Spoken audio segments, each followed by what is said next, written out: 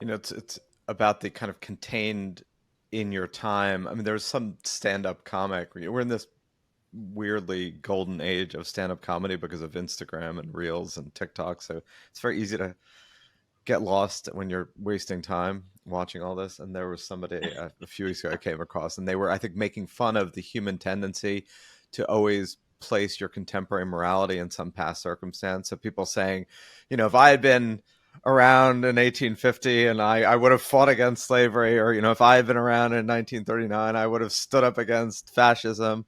And the comic was saying, no, you wouldn't have. Meaning, there's always that post hoc tendency to feel like you would have been amongst what you have in retrospect Yeah. defined as the operative morality.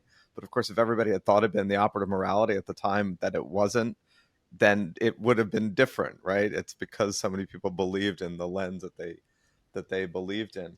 And I wonder how that, it is true you were at a point where things were opening up. It is also true that as an individual, kind of growing up into the 60s, this idea of not being satisfied with the world as it is and kind of demanding it to change, right? Whether that took the form of activism or, in your case, probably more of that than others, but a lot of people, it would appear simultaneously and independently, all coalesced in this same kind of collective reality.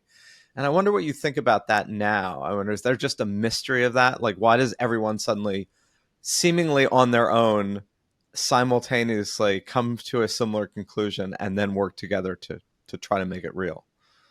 Well, Zach, what you've just been saying in that comment is so much the essence of how one studies history and how one thinks about history. I mean, the first part of what you were saying, the stand-up comic part about people think they would be different and they would be heroes in a different time. That's the essence of the scholarly inquiry of my life, which is how do people in societies that we see now as doing terrible things, how do they get up in the morning and live with themselves?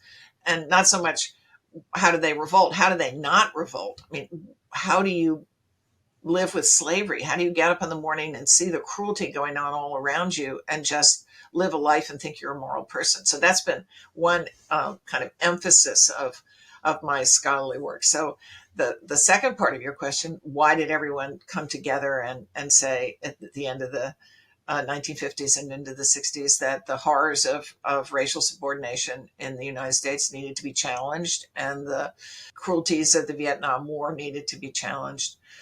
I believe that, and in the book I talk about this a lot, that the trust that my generation was asked to have in our elders and in the status quo was undermined significantly by changes in technology, by changes in law, the Supreme Court cases, so that we began to see we had been told things that weren't true.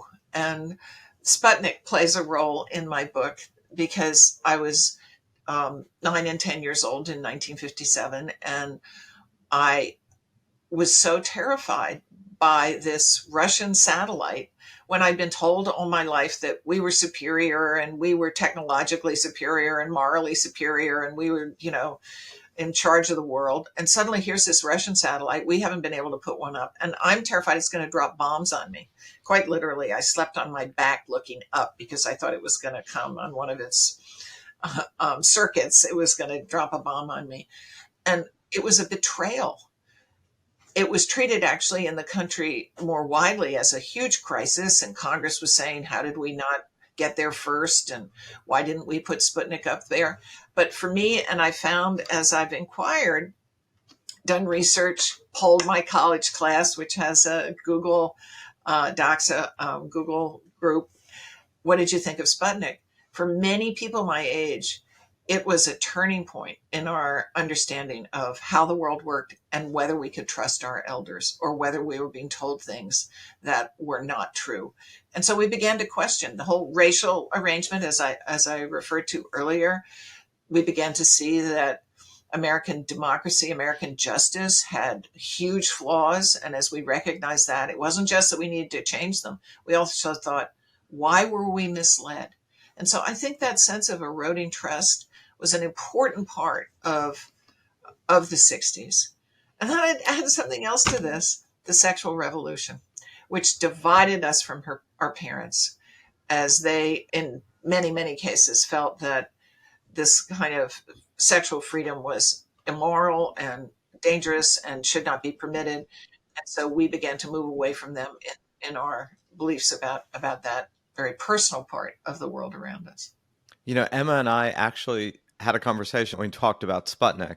Part of the point of that conversation, and back to Emma's question earlier about sort of the then and now and change and the mystery of how change happens. And part of the point of the Progress Network, for those who are listening who hadn't have listened before, probably know, but bears repeating, is this idea of like ideas do create change. It's just kind of mysterious how and when and in what way. I use the pebbles in the pond metaphor a lot. Like, the ripples are going somewhere. You just don't know who it's going to affect and when Yeah. it's going to affect them. And Um, there's so many elements of this. I mean, I'd add the fact that so many more people were moving into higher education gave us a community where, I mean, that's sort of where a lot of this change and revolution of the 60s emerged. And we all were together, and we wouldn't have been together in the same way when there were so many people going to college. So they're just different sets of factors that came together in a way that led to the change that we've been talking about.